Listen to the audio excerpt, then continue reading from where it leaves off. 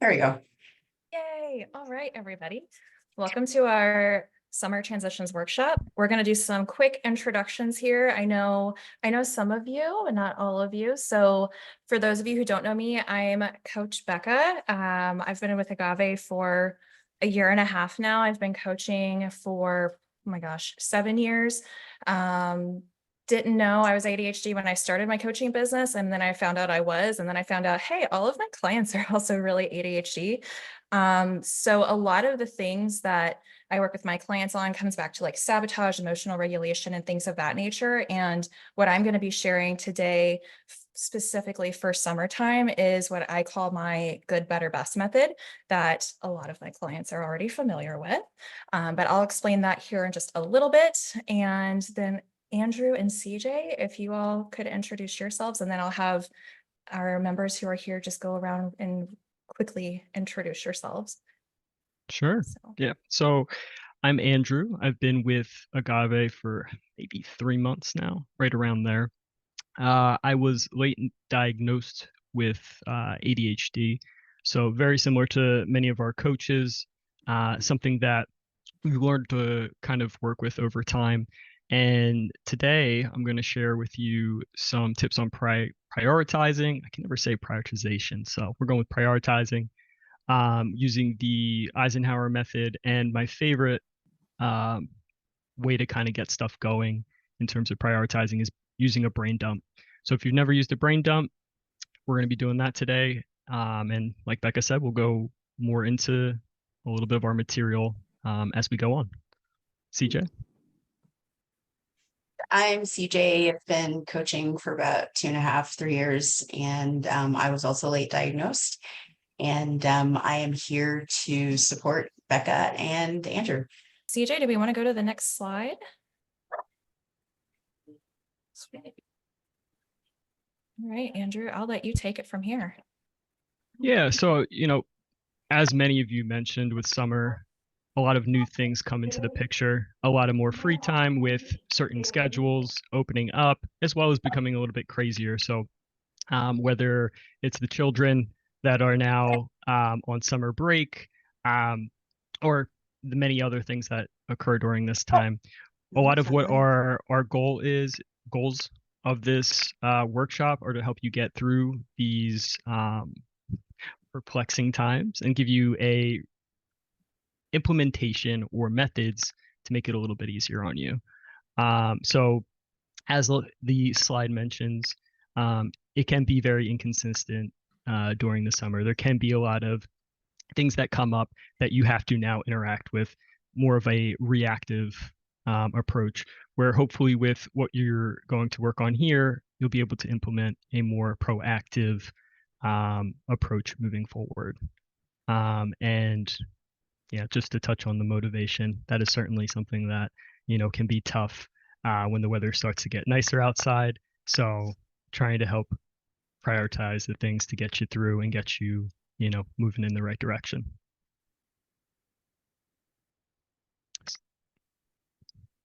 Awesome. So I cannot move this thing on my screen so I can actually see. There we go. Got it. Okay, so one of the reasons I absolutely love this topic and why I want to talk about the good, better, best method is because of these reasons right here. A lot of us, we struggle with setting boundaries, especially when it comes to our routines being uprooted. So this is going to help give you some flexibility and how to maybe identify the boundaries that feel like they've been uprooted, identify the routines that have been uprooted, and then how you figuring out a way so that you can be more fluid and more flexible as things change during this time of the year. Because if you can be more adaptable in a way that actually works for you and honors you, then you're going to have less guilt about maybe having to say no to some things or about maybe having to move things around in ways you normally would. And it also means you're going to be able to have more quality time with those who really matter to you. And you're also going to be able to regulate your emotions better. So CJ, with that, can you go ahead and go to the next slide? I believe we're going to dive right into it. Yes. Okay. So it dives right into what I call my good, better, best method. And this is something, like I said earlier, that I teach to almost all of my clients at some point in their journey with me as their coach, because it's applicable to all areas of life. And it's really effective because it acknowledges the realities and challenges, not only of our daily life, but as things grow and evolve or shift in our life, it takes into account all of those things. So this approach is designed to help you execute those things that maybe feel daunting while also avoiding this perfectionism mentality or this like all or nothing trap. So realistic expectations is the name of the game with good, better, besting, because not every day is going to be perfect. Not every day is going to be one of those days where you wake up and you're able to get everything done on your checklist or on your to-do list, or, you know, your energy just might not be at its best. So it keeps that in mind. And I also like to say that it's not realistic to expect yourself to perform in that best case scenario way every single day. I mean, it would be freaking great if that's how every day could be, don't get me wrong, but that's not the reality of things, right? Like things happen in our life. So keep that in mind. Realistic expectations is a big deal, as is being flexible with how we're setting our goals and what our goals are. And I'm going to walk you all through some examples here in just a little bit so you can see what that looks like firsthand. But it's within this flexible goal setting that the good, better, best component comes out. Because again, it's going to allow you to assess each day individually, or you can look at, you know, okay, this week, I want to look at just this week. What kind of week do I want this to be? Do I want it to be a good, better, best, or maybe even this month? What kind of month am I aiming for?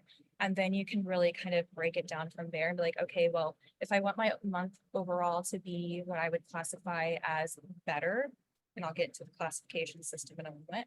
But if I want my month to be a better month, then these are the good goals I need to strive for, or this is like where I need to be more flexible with myself and honest with myself. So let me look at really quickly. Okay, so the way this is going to work is we're going to do like a little daily assessment. So each morning, or maybe the night before, whichever way works best for you. I'm the kind of person I like to check in with myself in the morning.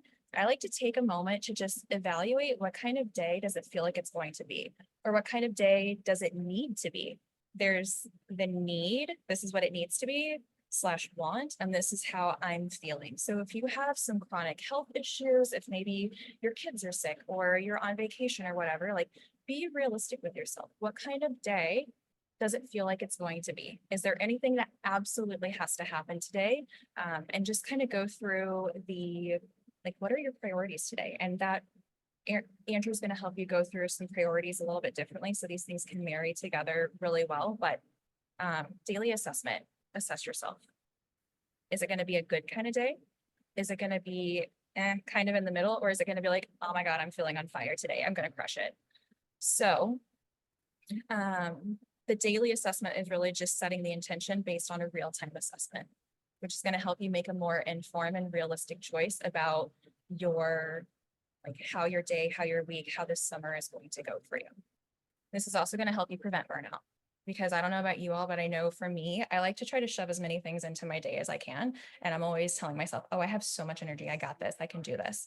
But I end up pushing myself too hard. So again, this is where the daily assessment comes in, checking in with how you're feeling and looking at like, okay, I've got this many things on my plate today. I probably could move this around, or maybe if I'm striving for bare minimum, then this just really isn't realistic. What can I maybe reschedule or move to a different day? Let's see, there's that. And then let's talk about what it means to have a good goal versus a better goal versus a best goal.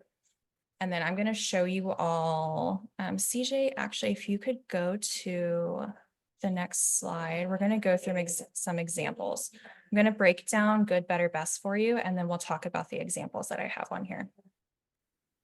Is this making sense so far, everybody? Is there any questions before I dive into the next component? I'm seeing head nods, like, yes, it's making sense, and no, no questions. Okay, cool. Okay, so good goals. These are your baseline objectives. They are the minimum that you need to achieve in order for you to feel like you are being productive, like you're being efficient, and that you are being successful. And this is going to look different based on who you are, what day of the week it is, you know, it's also whatever realm of your life you're looking at. So good goals are the bare minimum. Those are the ones that are going to be the easy things, the ones that you're often like, well, of course I should be able to do that. Like, okay, that's your bare minimum. Those are also your safety net. Those are the things that, as long as you're getting those things done, you know, you're still moving forward. When it comes to my people who are in corporate or for like their employer, it's like, okay, well, if you need to like keep them off your back, then we need to set some good goals so they can see that you're still making progress. And then better is just a step above. So these are the ones, again, they're like just a little bit more than the good.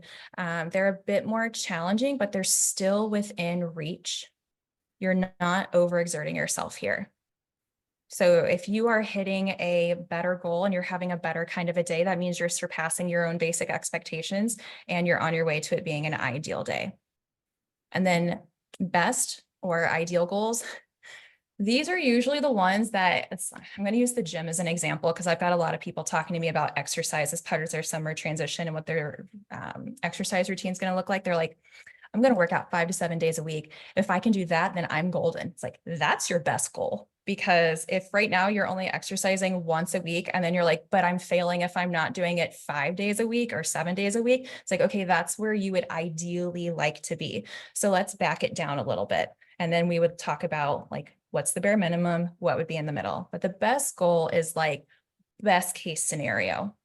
That's your most ambitious self when you have all the energy going, when everything is going just right. Like when you are able to like stretch yourself to your fullest. Does that make sense? Cool. Okay, so let me move my screens around. CJ, can you go to the examples? I know they were just up here. So I like to just kind of, I want the wheels to start turning for you. So whatever area of life you're needing some support with as we're like in this summertime, create some good goals for yourself. Just write them down for yourself or drop them in the chat. But like exercise, for example, like I was saying, like some people are like, I'm going to work out every single day for 30 minutes. Like that's great. But like, where are you at right now? Where is your starting point? So for a good sort of goal, it could be something as simple as starting with that 5-minute warm up or going for a short walk. I know Sabrina, she's been experimenting with this and she's gone leaps and bounds.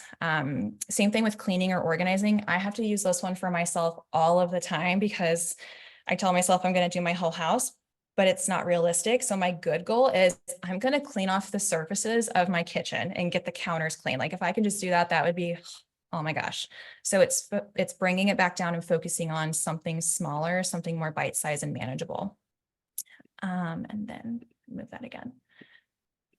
Same thing with work projects. Like, again, it's like with this one, it's like you're telling yourself you have to do the entire thing when you set down to work on it. But is that actually realistic? Or would it be better to work on it for a designated amount of time?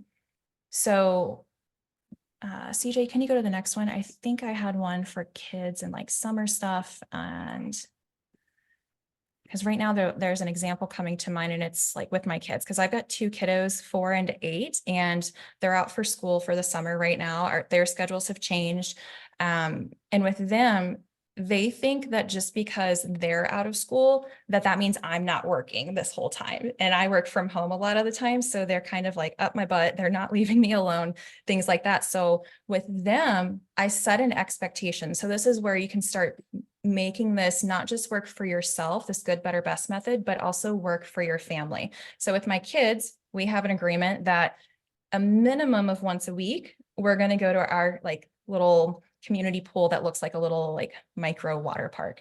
That is our bare minimum. I made them that promise so that what I'm doing is I'm looking at my work schedule and I'm seeing, okay, if I need to fit in like a 3-hour chunk of time to take my kids here, once a week, like what days would that potentially work out the best? So I'm moving things around with that good goal in mind instead of telling them, oh yeah, every single day we'll go to the pool, because that is not realistic and I would be sunburned. And I think all of them would too. Same thing with work, like with Jen and Sabrina, with Jen, you being a teacher and your husband being a teacher, like your all schedules look very different. So coming up with what kind of routines would be ideal for you during this season? Like I know structure is fantastic for our ADHDness. For a lot of us, we need that structure. So something that what I've been working on with some clients in regards to routine in structure is, okay, well, what if maybe like Mondays and Wednesdays, that's the day you still get up like you would when you would go to school, or like you would wake up and you would do this thing to kind of set the tone for your day. But instead of telling yourself it needs to be an everyday occurrence, it's like, okay, how can I rein it back a little bit, meet myself where I am at? Because I know Jen likes to sleep in, who doesn't, right? So it's like, how can you meet yourself where you are, give yourself the structure that you need and be adaptable with it? Does that make sense, you all? Okay. Hey, Becca. And yes. There's a question from Montgomery. He says, how do we better handle if we have things that the bare minimum is not going to cut it? Mhm. Say it's relationship stuff or even work things. If the best has to be done, but the amount of work it takes is stressful or overwhelming. That's a really good question. I think actually, let me look on my other screen because I'm thinking, let me see if this would be appropriate to share the outline I've got. I have an example of a client that we did this for her personal life, and I've got one for, I don't have the one pulled up for somebody else with their work. I'm not going to share it yet because it doesn't make sense here. So I guess my question for you, Montgomery, would be, is it your bare minimum that isn't cutting it, or is it the other person's expectation of what your bare minimum should be? And you can unmute if you're comfortable with that. Yeah, I think it's more of just like, let's take the example of, say it's a work thing or it's a work project, right? And it's like, I have my good, better, best, I have my minimum that I'm meeting, but then you have things where it's like crunch time, where it's like, okay, guess what? This week we lost a person, you're having to pick up all the slack. And it's like, okay, so now, it's this thing where it's like, what I used to do isn't enough. It has to be this now.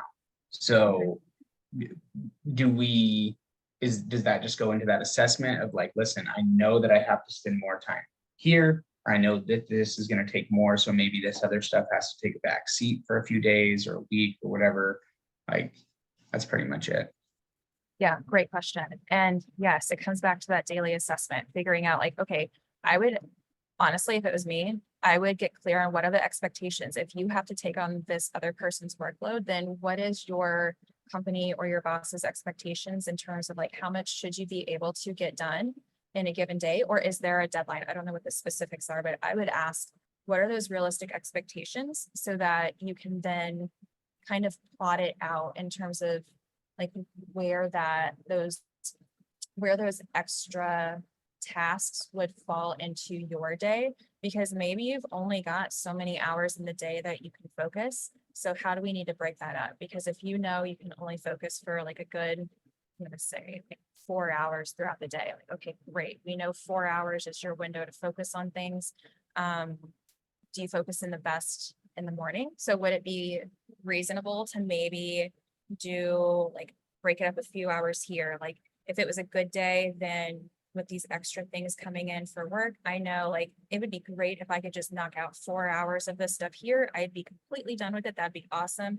If I had to, I could split it up and maybe do like, like, I'm just thinking of like maybe 2 hours here or an hour here, and then I could stack the rest of it somewhere else. But it is honoring yourself and knowing yourself best, and also being realistic with yourself and being flexible. Does that answer your question? Yeah, no, that's a good one. And it wasn't necessarily anything like specific. I feel like that happens with me a lot where I set the goals and then it's like a good one is like with my kids where I'm like, I need to spend X amount of time with them a day, right? But then it might come down to it and you're like, okay, obviously the minimum isn't enough. So you need to adjust those goals, or maybe one of the kids is having like, they're having troubles, so they need more attention or they need this or they need that. Well, it's like, okay, how can I make sure that I'm doing what I need to do while also, I guess it's like what you were saying about, or what the slide was saying about the balance. So I guess it was just kind of more involving that, but that's really good idea as far as like work and stuff. But yeah, that was it. Yeah, no, and that's a great point too, with kids, especially in like in relationships, whatever kind of relationship it is. Like, I'm thinking of my daughter last night. She had such a freaking meltdown because we asked her to clean her room. It was ridiculous. And it was like an hour and a half ordeal over this thing. So even though it was one of my intentions to fold the laundry, put the laundry away and stuff like that, that had to take a back seat for a moment because I had to deal with my daughter and help her. And also, I'm just like the knowing your kids or your significant other's love languages is coming to mind, because just because we tell ourselves like, I'm going to be doing my bare minimum in regards to relationships. If I spend X amount of time with my kid, like, is that actually what they're needing? Or, Are you spending that time in the right way? yes. Yeah. So knowing their love languages and like the intentions there, and again, expectations is a big deal. Andrew, I saw you had your hand up. What's up? Yeah, I was going to comment on it a little bit earlier, so I'm not sure if this point will still be valid, but just in terms of the mindset during that time, I think, having realistic expectations like you stated, and then understanding that what that moment is it's temporary. So making sure that you are not in that state for a long period of time, because that's where the burnout occurs. That's where, people can start, losing that self-care piece as well. So reminding ourselves that it is temporary so that we can, get through it when it is tough and a little bit too much, mentally, and making sure to communicate. So when it comes to, whether it's work related, it's getting that clarity of what Becca stated, as what's expected, because a lot of that time that uncertainty can kind of eat at us. So making sure that we do know what is expected when, things like that come up that we have to react to. And then same thing with relationships, explaining, what needs to be done, the why behind it, it goes a long way. So that was really it. Awesome. Okay, I was wanting to run through like a example, but I want to make sure Andrew is able to get through his component of this. So if we have time at the end, we'll run through some examples. If we don't have time, I can, Rachel, if it's cool, I guess that's when we could record a separate video and send that out. Yeah, no problem. Okay, cool. So Andrew, I will set it over to you. Awesome. So mine is going to be mainly interactive. So if you don't have a pen, paper, what have you, take a minute to grab. Myself, I will be using a whiteboard. I know it's blurred out, but that is my favorite tool of choice. Let me just see the slide. Okay. All right. So for me, brain dumping is one of the most effective ways to get thoughts out of your head and also kind of plan for, the future, whether it be the day, the week, the month, what have you. So I'm sure many of you have done this before. But what we're going to do over the next, let's say, minute, we're going to take all the thoughts that are in our head in relation to summer, in relation to work, relationships, what have you. I want you to write them no particular order. It can be all over the page. If there's lines on it, I don't care. Ignore them. Doesn't matter. Write down all the things that pop into your head on this paper. And CJ, do you have a timer? Does a timer pop up? If not, it's okay. I can count. Sorry, I didn't realize I was muted, but yeah, I can keep time. Okay. Do you think yeah, why don't we do 2 minutes? One minute might not be long enough. So why don't we do 2 minutes? And again, so things that pop into our head in terms of summer, and let's make this put a positive spin on it too. So things that we are looking forward to. So whether we value it, we desire it, it's a goal, what have you. Write it on your piece of paper, your board, and then we'll get after it after this. So CJ, when you're ready, feel free to start up that timer.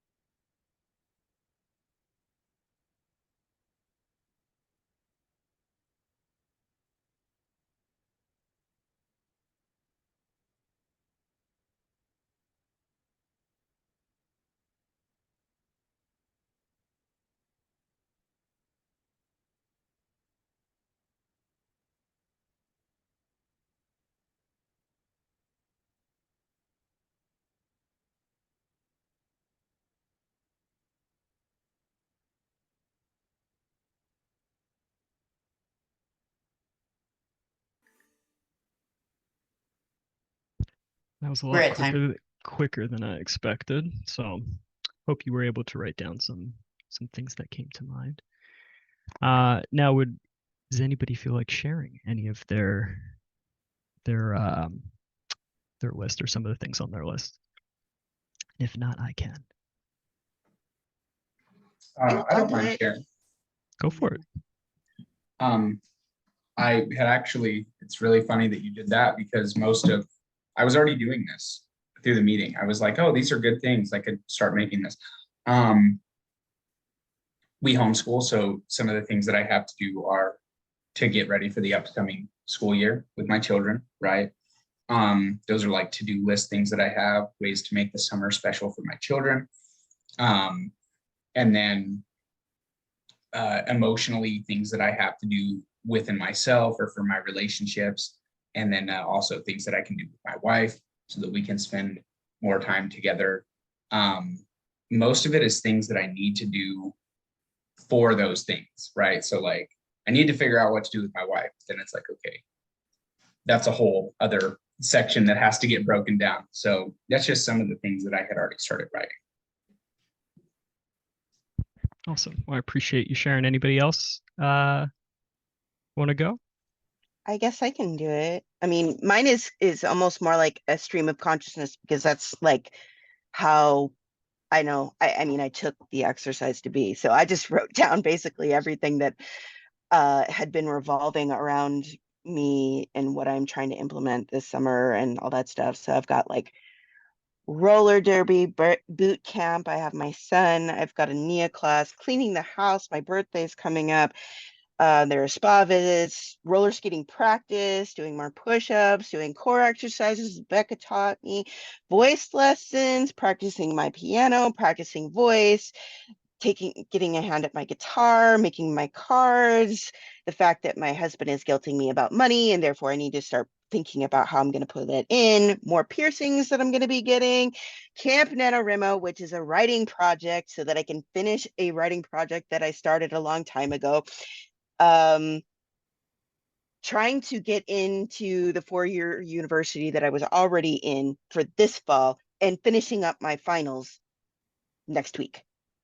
That's what I was able to get down in about 2 minutes. So You must um, be the fastest writer in all of the world. That is incredible. And I'm used to having to brain dump all the time. I am always buying note cards and writing things down and then having to transfer them into my planner. Like I'll start out with that as like my rough draft, as it were, and then I'll just kind of look at it and try to figure out where I can fit things or if I can delegate anything, which is unfortunately not usually the case, but I try to to look, you know. But when other people don't have the same priorities as you, it's a little bit difficult, especially if they're family members, you know, and you're like, well, can you help with this? And they're like, you know. can So be that's, tough.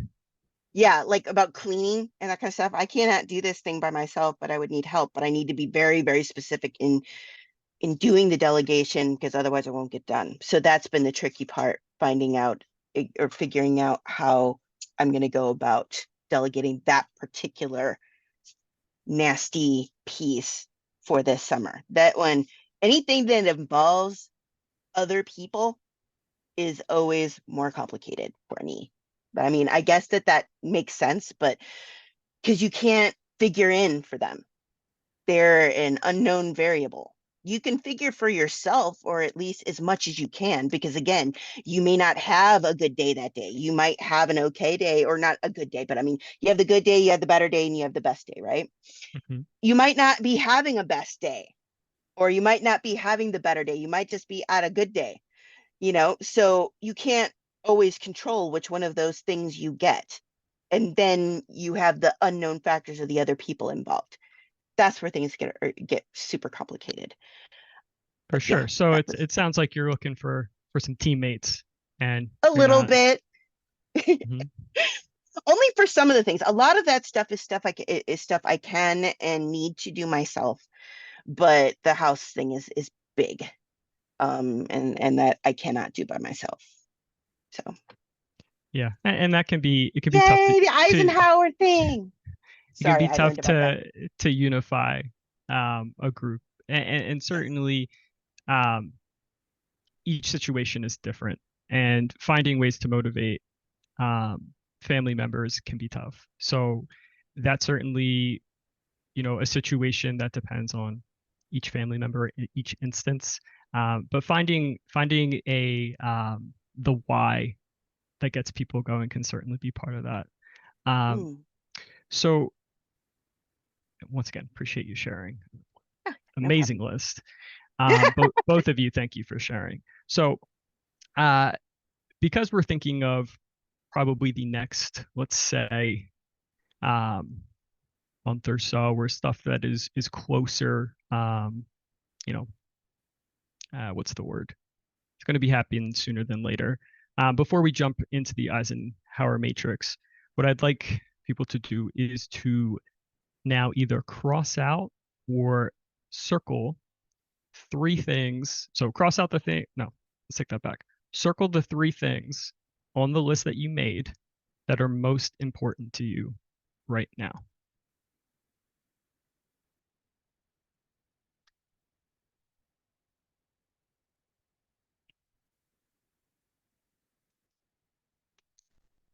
And the reason we're doing this is because we have to be realistic and there's only so much we can do.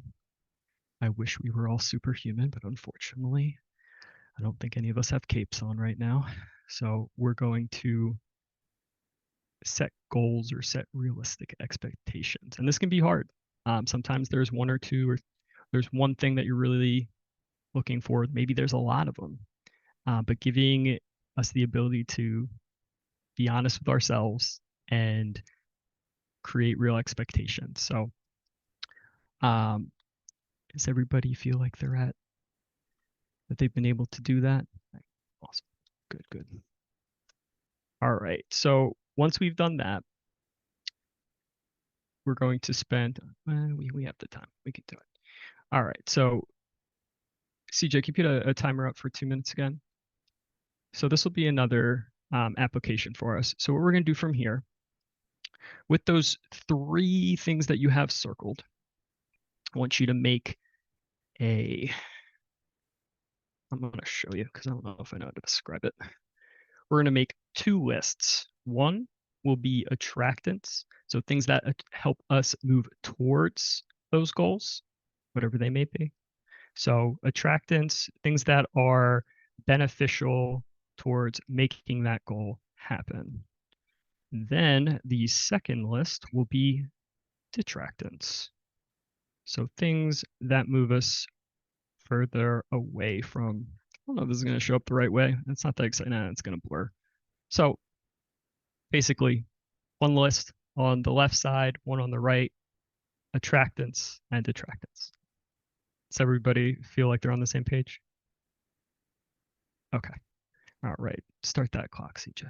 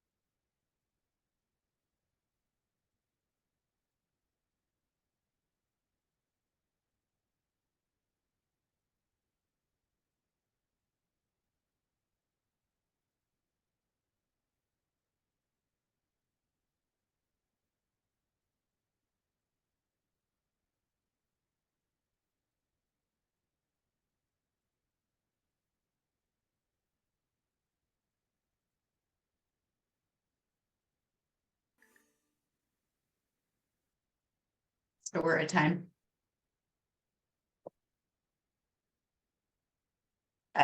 You're muted, Andrew. Yeah, I apparently like talking to myself. You can go to the next slide.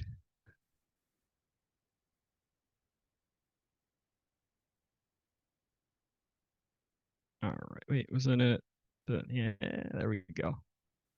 Ooh, all right, so with that list that we've made, with the attractants and detractants, kind of stuff that is going to, like I said, either help us or be a barrier towards us reaching our goals, we're now going to enter the Eisenhower matrix.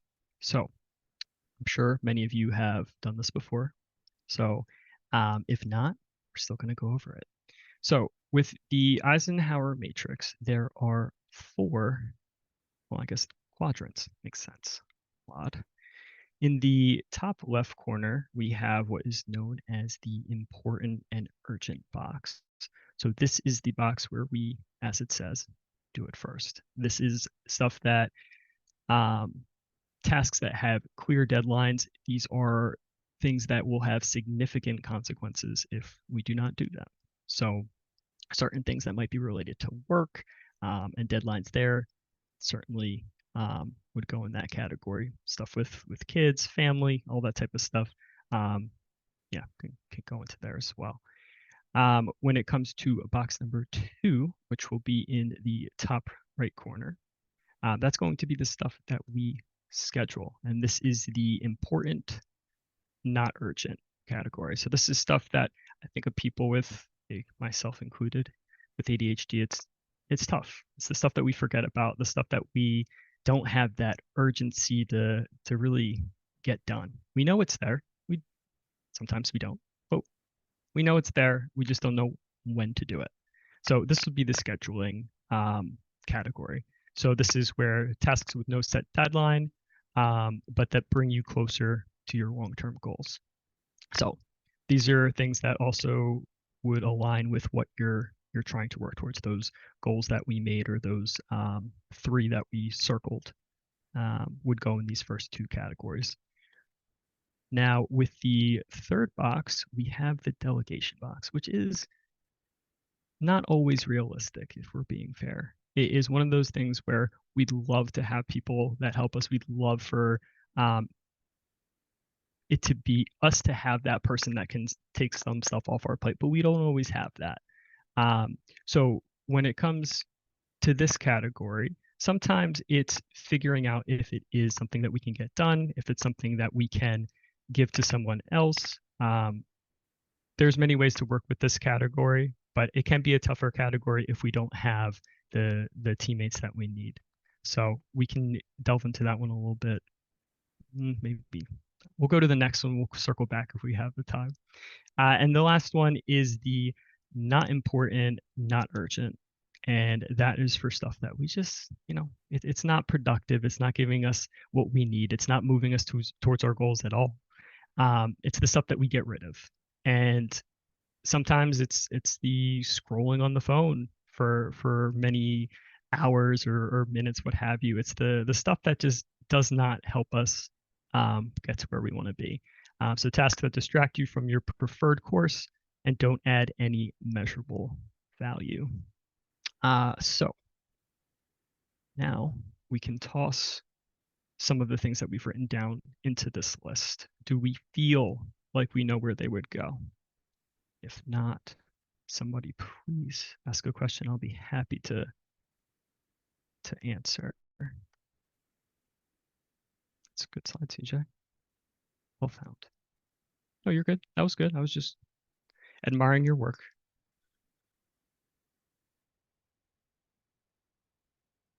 So one of the things that I've been asked during a session is, what do I do when things don't necessarily fit in, or things come up, days don't go how I want it to go, something that kind of, whether it's a curveball, whether it's something that we didn't expect.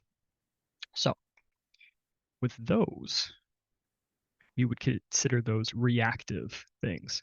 So on the same list that I had the attractants and detractants, I create a little small list for stuff during the week that comes up so that I can throw it back into the matrix and either schedule it.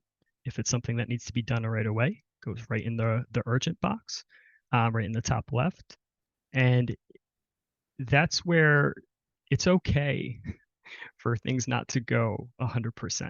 This is all about creating an experiment and consistently putting pressure on the system rather than the person. So the goal here isn't to make it work 100% and all of a sudden all your problems are going to be fixed. Life is perfect. Man, I wish that was the case. Here, this is about experimenting with what you can do to better prioritize and easing up your schedule, and hopefully your mind as well. So when it comes to the reactive stuff, it's adjusting and throwing it back into the matrix. So with that, what's the next slide for me, CJ?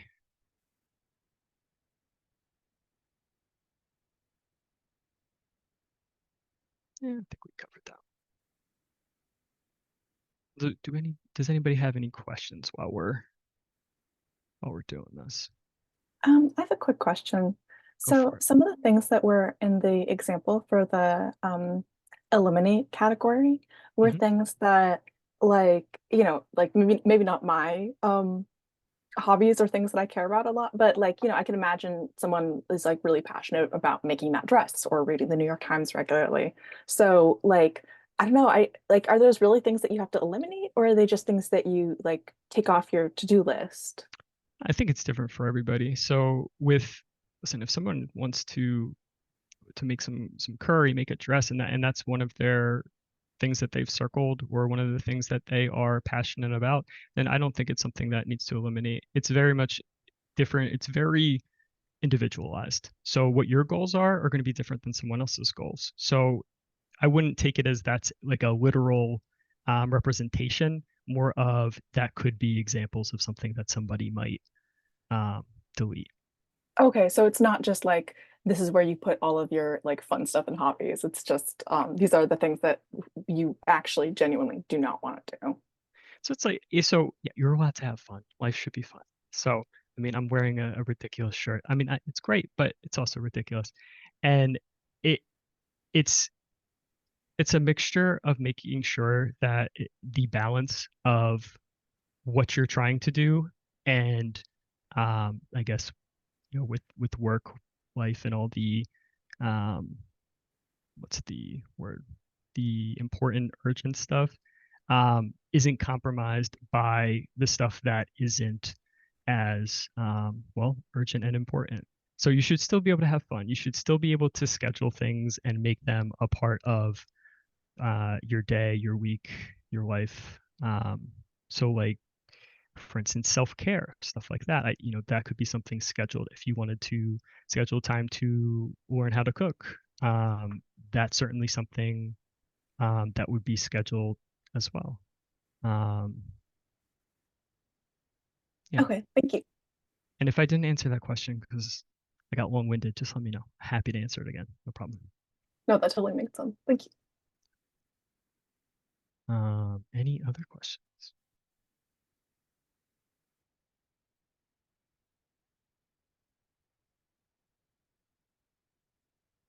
If not, I'll throw it back over to Becca. Yes. Okay. So Becca, just FYI, we have about Yeah. 5 minutes left. Is it okay if we go over? Because I know we still have a few more slides. Like if we go over just a few minutes, or does anybody have to leave right at the Rachel, Andrew, CJ? It's fine. Okay. I We'll try actually to- think this link is, let me check the schedule. I'm not sure if body doubling's after this or. So I'm just gonna start talking so we get through it. How do you bring it all together? That's what I think of when I see this slide. We've got the methods, the good, better, best method that I mentioned at the beginning, and you've got your brain dumping, which is beautiful. I love me a good brain dump. I do that almost on a daily basis. I personally don't use the Eisenhower matrix just because I have my list and then I've got my sticky notes. It's kind of its own little makeshift Eisenhower. However, the way that there's a lot of ways you can implement this into your life. And again, thinking of summer transition time, especially, I would challenge you to think of, what do I want my summer to be like? Do I want it to feel really fun and playful? So think of the feeling that you're wanting to have through this transitionary season. And then think about, okay, like,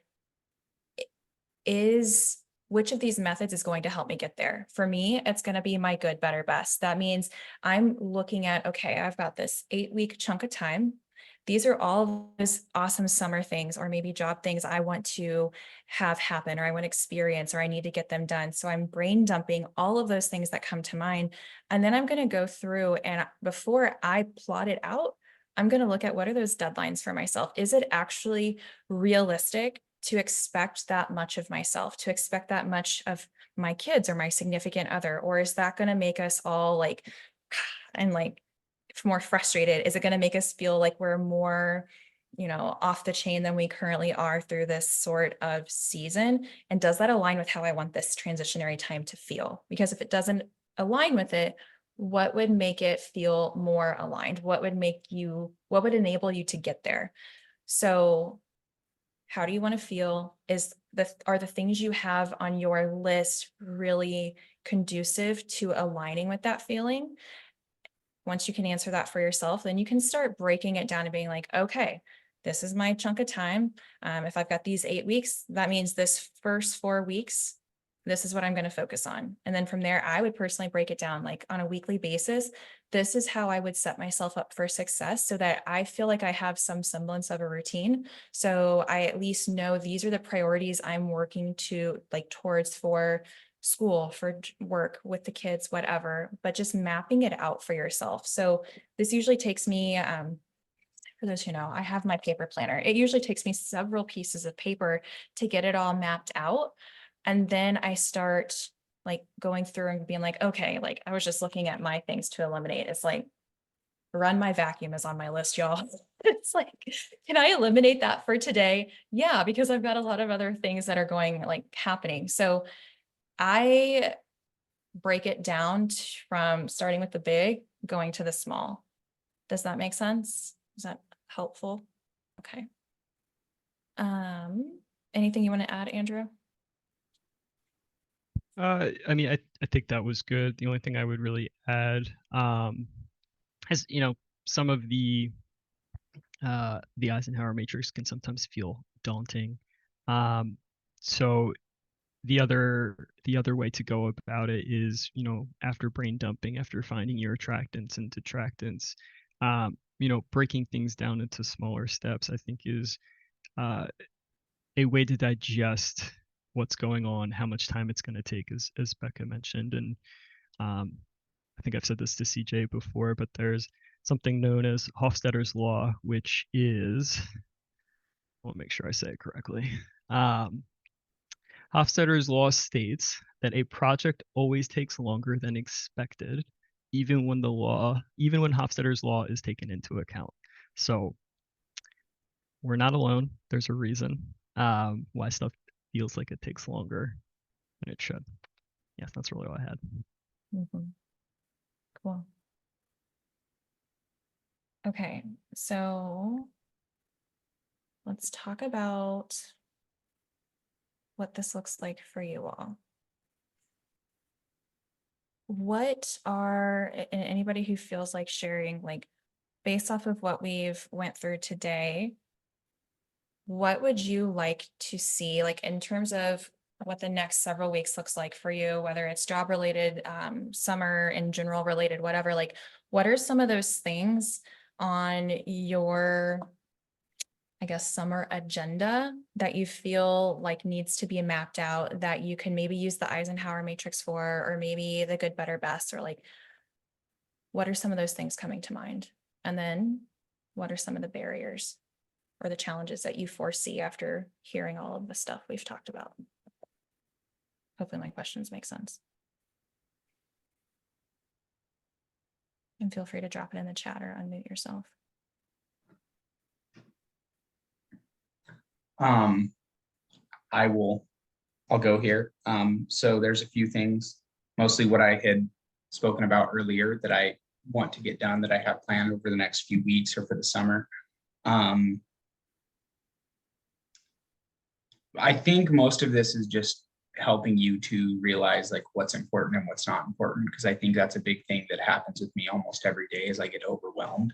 I think I got to do X, X, X, and X, and then I think we can all relate to that. Is what happens is when you have too many things, then you just decide to do none of them, and that literally happens all the time. It's like, I know I have to do all these things, so instead of doing some of them and being mildly productive, I'm going to do none of them.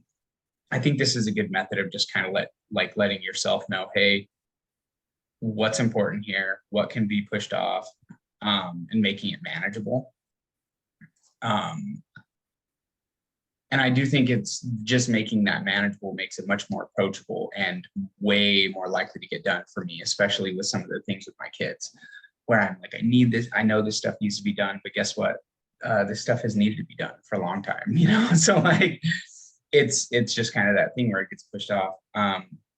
Barriers, I think most of the barriers for me is just that feeling of overwhelm, or that feeling of, one thing that I struggle with is when it's things that I personally don't like enjoy.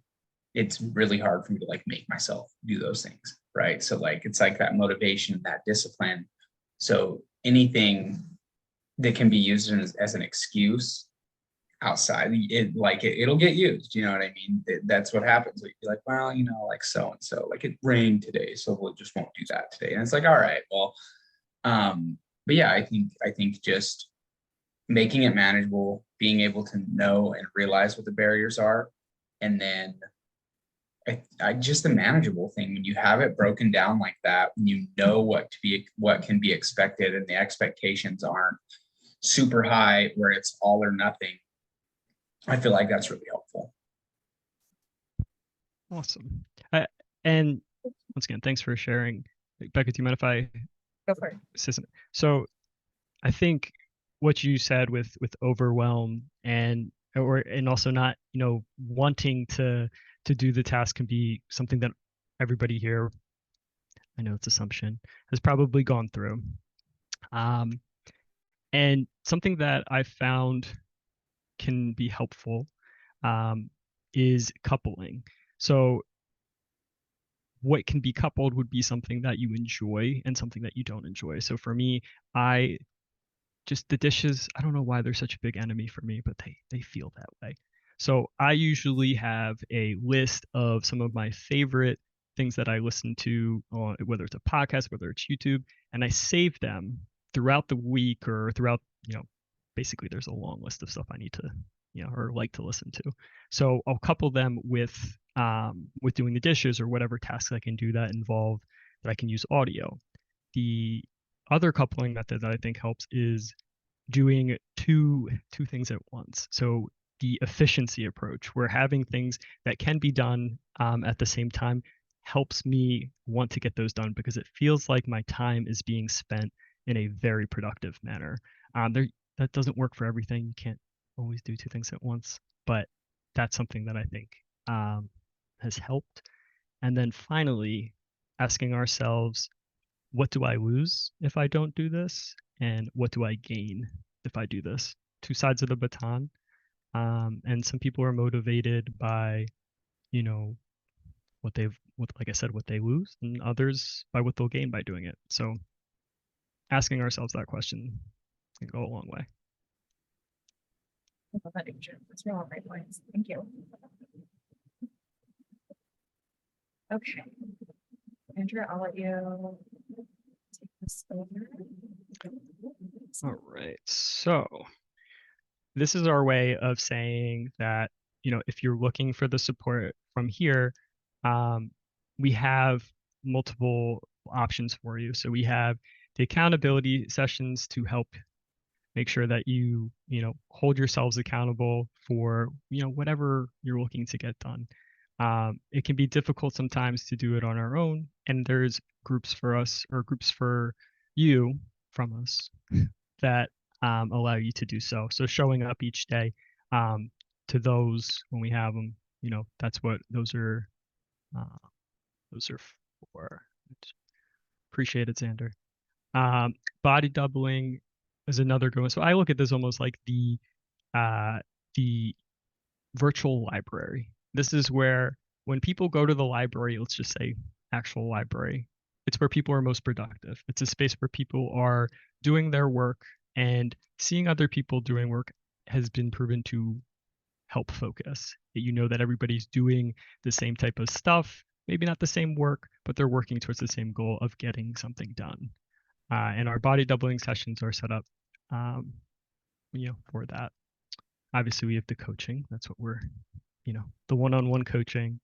So if that's something you're interested in, you can sign up with your coach, and yeah, that's pretty much coaching. I don't know what else to say about coaching. Becca, if you have anything you want to say about that. Yeah, I do.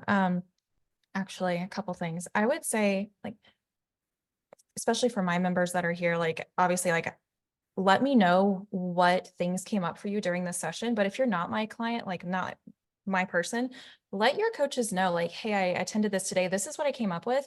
And this is how I want my summer to be. This is what my plan is. Or maybe you need help creating that plan. Like, this is a chance to lean on your coach with more intentionality. Like, I'm just looking at you, Montgomery, because I see you on my screen. So like after this, like if you and I need to go back and forth between sessions, and even or in our next session, whatever, but like lean on your coach, because I know Britt and Christina and CJ, like all of them are very familiar with all of these methodologies. And if something wasn't, pause there, going back to the accountability session, if I could say something there too, like maybe make it one of the goals we had with this group was really utilizing those accountability sessions and the body doubling with more intentionality. So if you know you've got your plan mapped out for what you want this transition period to look like for you over the next X amount of weeks, then use those accountability sessions to layer in more routine, to give yourself more structure, because they're this, like, depending on what day of the week you go, it's the same, like Mondays, they're the same time every Monday. So that could be some sort of structure for you. Same thing with the body doubling. Like that could be another layer of structure and accountability for yourself. And also you could say, for example, like Montgomery, I'm just looking at you. If you started going to accountability sessions specifically to help you execute your summer transition plan, that's great. Then like, that's another way that we can work on, like, okay, what's your good, better, best? Did you brain dump? Like, how did you break it out in your Eisenhower or whatever methodology you choose to really lean into? So that's all I wanted to say. Well said. Thank you. Real quick, CJ. No, real quick. Go back. Almost done. Promise. And with the accountability sessions, we do now offer 2 new sessions. We have a weekly kickoff that starts at 7 a.m. on Mondays. So if you're looking to get a good start to your week, looking to go over some of the stuff we talked about, like Becca mentioned, that's a session where we spend time to work through some of the tasks that are coming up, and kind of, approach them in the ways that, are healthy. And then at the end of the week on Fridays, it's a wrap-up call with Christina, who will help us kind of better understand how our week went, what things were positives, what things we were challenged by, and a great session to kind of see how the week went, make sure we find the small wins and all that type of good stuff. And then I guess the chat and CBT as well. So if you ever have any stuff you're looking to learn on ADHD, plenty of good material there. Make sure you check that out. Okay, and I believe that wraps it up. So before we all dip out,